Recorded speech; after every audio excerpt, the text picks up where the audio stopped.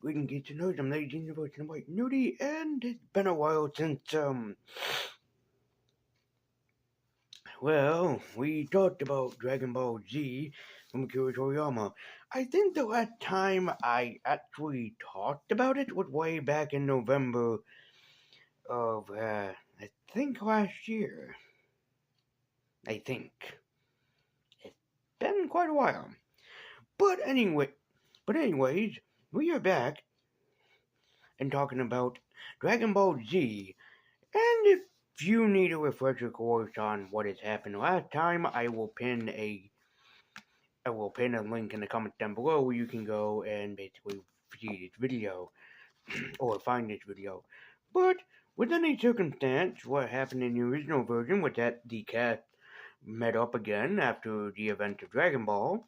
Raditz came to Earth, challenged Goku to a fight. Goku and Piccolo teamed up, and they destroyed Raditz, except Goku is dead.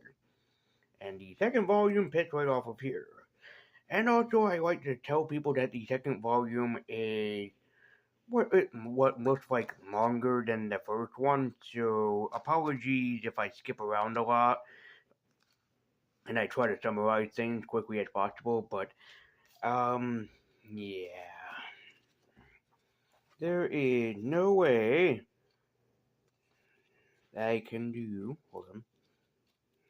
Let me just quickly flip through. There is no way that all of that right here, this is just volume 2, can be summarized up pretty quickly.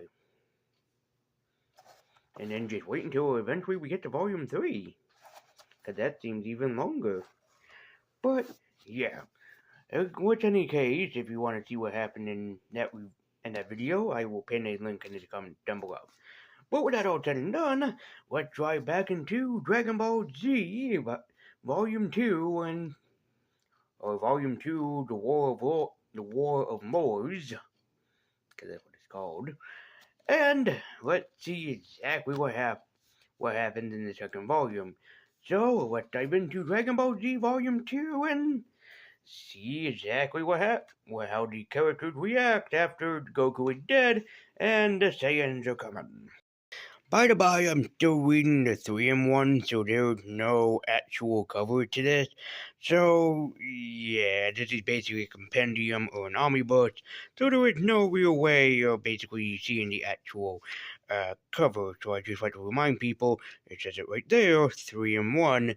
So, yeah, this is pretty much like a compendium, so, yeah, no actual cover. But I can show you the inside cover. The inside cover page is basically Vegeta and Nappa looking bad upon bads. As the title told us, the Lord of Worlds. Ooh, Changeling. And we open up to a cover page of what happened in the last volume, as Krillin said that we had got to get Goku back to life, but they're not exactly sure how, except for gathering up the Dragon Balls.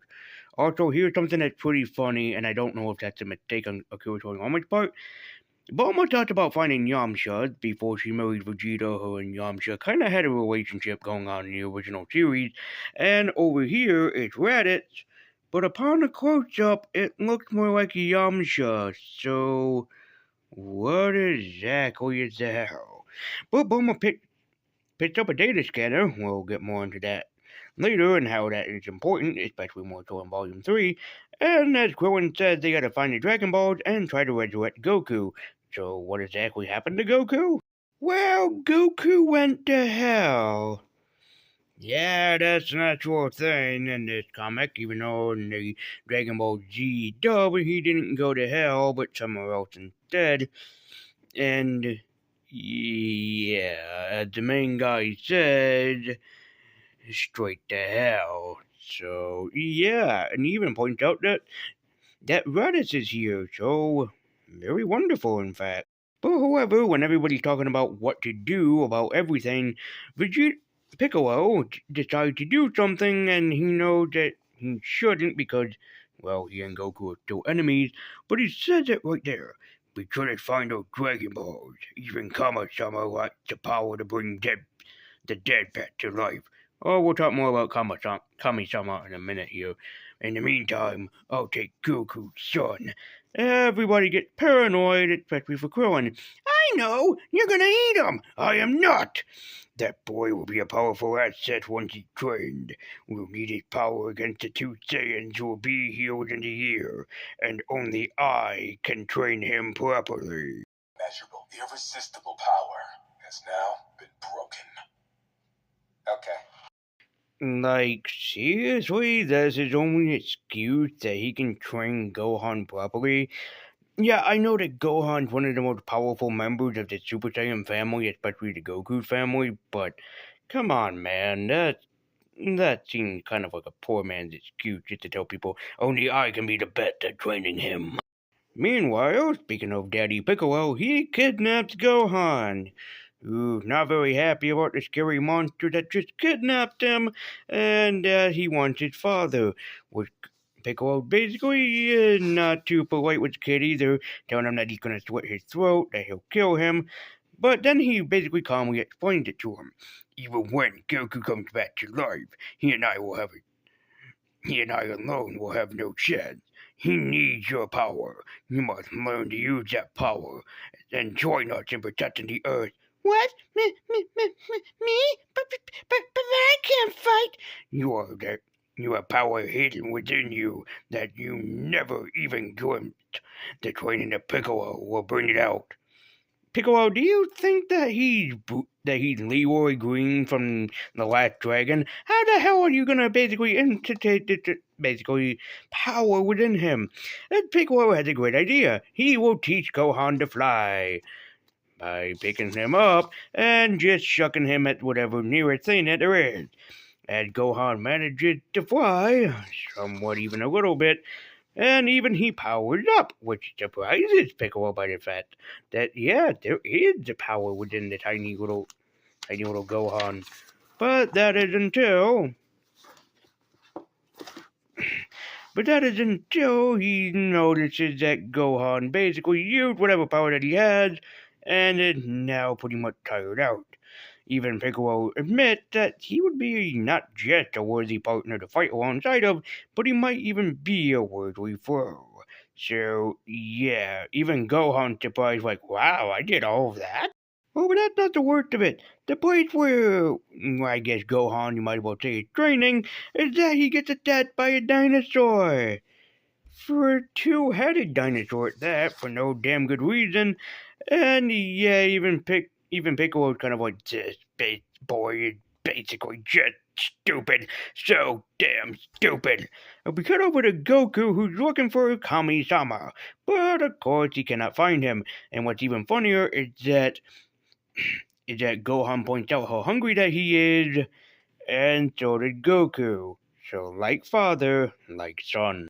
And suddenly that night, little Gohan not exactly feeling so well. Even Piccolo picked up his major surge of power as he suddenly transformed into a giant monkey. And yes, he's a giant monkey that not even Piccolo can stop. So what's Piccolo's main plan?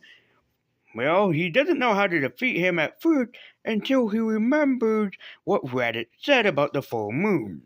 And so Piccolo, I'm not even kidding, blasts the moon and takes it out of existence and turns little Gohan back into his tiny little form.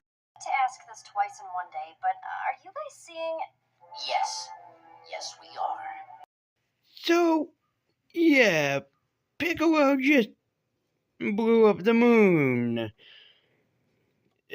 Because why? It seems I was right in removing the moon's effect. I shudder to think what would happen if those Saiyans transformed like that. Piccolo, you didn't stop the moon effect? You blew the fucking damn thing up, you moron! Some time passed, and Gohan actually is getting pretty much stronger, and even Piccolo is commending him upon that. But he teaches him that he will move faster than he will ever know, and that he will become stronger than possibly Piccolo, which he actually ended up doing, by the way. So yes, the two of them continue to fight and train, because as Piccolo points out, you only have 6 more months. And 6 months is not a very long time. Trust me, 6 months can go by in the blink of an eye, my friend. As Goku finally crosses hell, or the underworld, and finally meets Kami-sama, aka King Kai. You came for a reason, I suppose? I want to be trained by you. Forget it. If you're too stupid to laugh at a great joke like that, there's nothing I can teach you. And of course, Goku fake laughs, which King Kai points out, no. But King Kai promises to train him if you can move me, the witch of words, laugh at a joke of yours. But I'm no comedian. It's your only hope, and I can laugh at the most sophisticated humor. As Goku tried to think of one, and this is what he gets. I don't even know what comedians read. Comic books.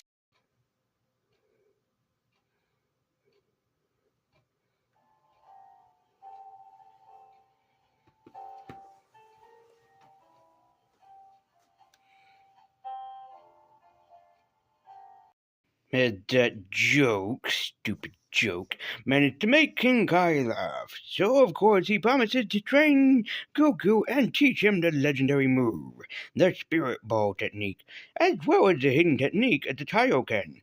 As King Kai says, perfect, we will train. Let's have some tea first. As some time passes and Goku trains with King Kai, King Kai tries to throw a brick at him, but Goku quickly evades. Even King Kai points out that Goku had gotten much faster than when he first arrived on his island, and thus he blew up the thing it was in nickel time split. He did it! Splendid, Son Goku! I never dared you'd master the Gimme Dumma Spirit Ball so quickly. I worked hard. And I sincerely doubt that since Goku is somewhat all-powerful.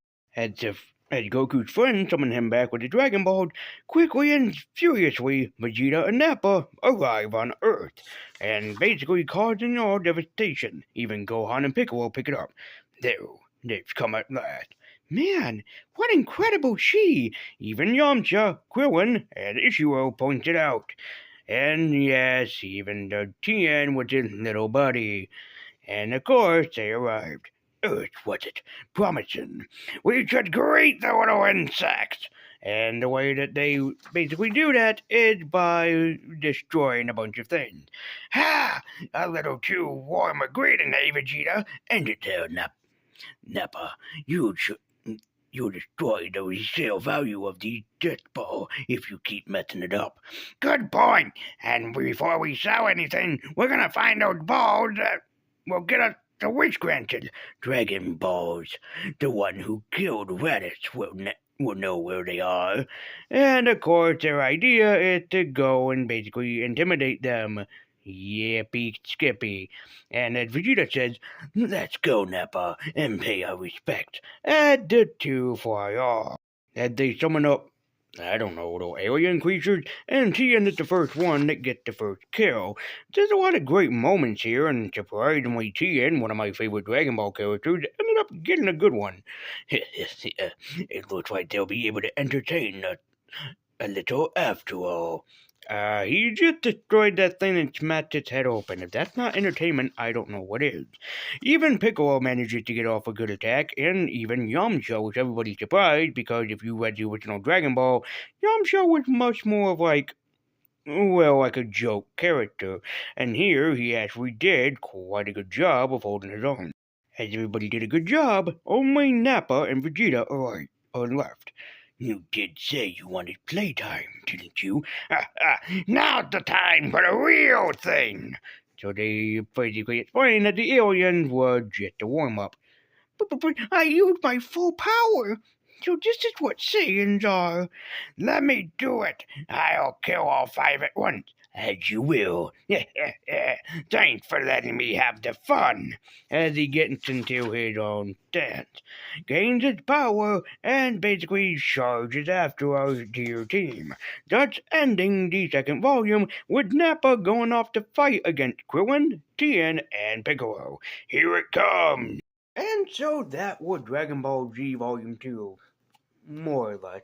We'll probably get to Volume 3 next year, but with that all said and done, Volume 2 is not that bad. Volume 1 was basically trying to get things up to speed and quickly impact everything that's going to happen, where with Volume 2 is a lot more action oriented and a lot more training oriented, which kind of tones the manga down just a smidge. Not too much, but just enough to kind of make you be like, this is what's happening, you need to focus up and you need to pay attention. But the final impact at the finale, the battle between Vegeta, Nappa, Krillin, Tien, and Piccolo, is the best moment of it. And Goku's return would be the stuff of legend, which is what Volume 3 is going to be. Even though his friends wished him back, but it's going to take him a while to return, because we have to have that epic climax battle that ends up happening in most adaptations, in most things like movies, TV shows, comic books, animation, etc., etc. So, there you go. So, Dragon Ball Z Volume 2 is, in my opinion, pretty damn decent, but I have to say the series gets even better more so later on, but for a second volume, not that bad. So, thank you guys so much for watching. I believe in the Universe. I want nerdy, keep it on. Be sure to like, share, comment, subscribe, and hit that bell icon to be notified every single time I make an upload. Join me at Twitter with links in the description down below in case you want behind the scenes stuff, or you just want to follow me and talk to me. That's cool too. And what did you think, if you've read it, the second volume of Dragon Ball Z, and also still continuing this question, who is your favorite DBZ character? Let me know in the comments down below. So, thank you guys so much for watching. I believe in the Universe. I want nerdy, keep it on. And until next time, guys, and as always, take care.